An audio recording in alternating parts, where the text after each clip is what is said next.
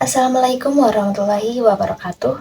Perkenalkan, nama saya Ikrila Solihah dengan NIM akhir 003, jurusan Komunikasi Penyiaran Islam Fakultas Dakwah dan Komunikasi. Di sini saya akan menjelaskan secara sederhana mengenai etika komunikasi nabawi. Komunikasi bersama-sama anti pengecilan dan anti memutus silaturahmi.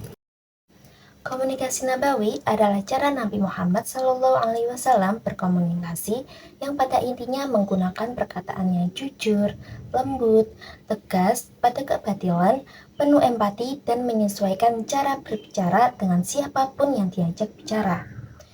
Nabi menyampaikan pesan lewat berbagai cara, perkataan, bahasa tubuh, surat, cerita, nasihat, dan selalu dengan akhlak yang terbaik. Salah satu prinsip komunikasi yang diajarkan dalam panduan komunikasi nabawi adalah meninggalkan pertengkaran, meskipun individu merasa yakin akan kebenaran mereka. Nabi Muhammad SAW menekankan pentingnya menjaga kedamaian, menyelamatkan hubungan, dan menghindari konflik yang tidak perlu. Dalam panduan komunikasi nabawi, penting juga untuk menghindari penggunaan perkataan yang bersifat kejian, celaan, laknat, kasar, menyakiti, atau merendahkan orang lain yang bukan saja melanggar prinsip etika dan moral Islam, bahkan juga merusak hubungan sosial, menciptakan konflik, dan memperburuk suasana komunikasi.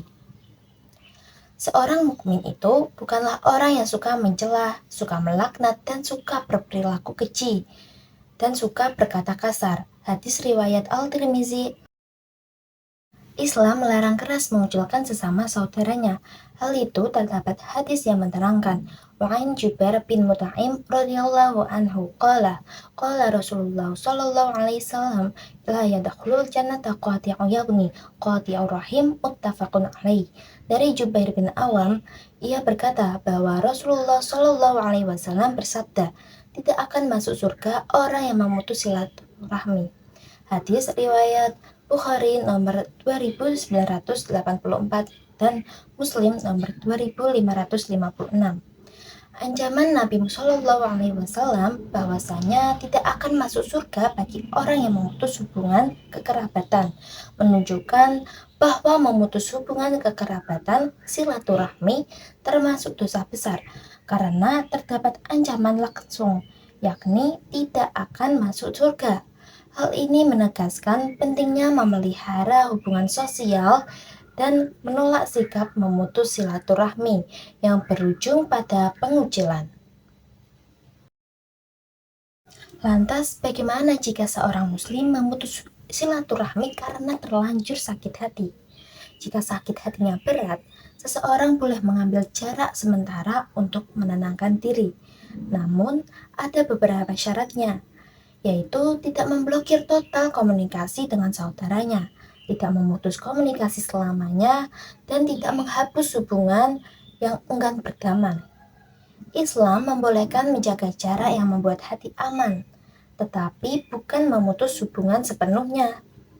Sakit hati adalah hal yang wajar, tetapi memutus silaturahmi adalah hal yang tidak dibenarkan dalam Islam.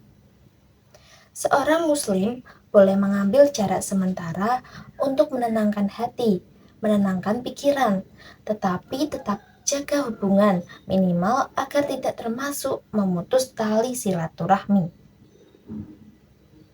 Islam ingin hati tetap lembut, damai, dan tidak dikuasai oleh amarah.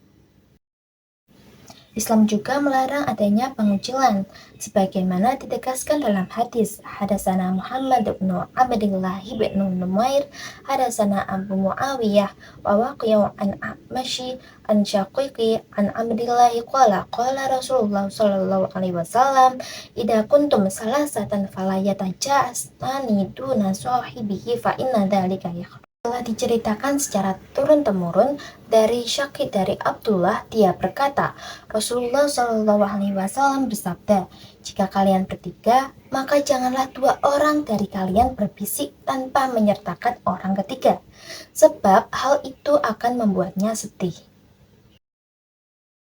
Pada intinya, komunikasi nabawi mengajarkan kita cara Nabi Muhammad berkomunikasi yang jujur, lembut, penuh empati, dan selalu menjaga hubungan, sehingga tidak membenarkan pengucilan maupun memutus silaturahmi. Nabi menekankan pentingnya berbicara dengan baik, menghindari pertengkaran, tidak mencela atau berkata kasar, serta menyampaikan pesan dengan cara yang menenangkan dan tidak menyakiti.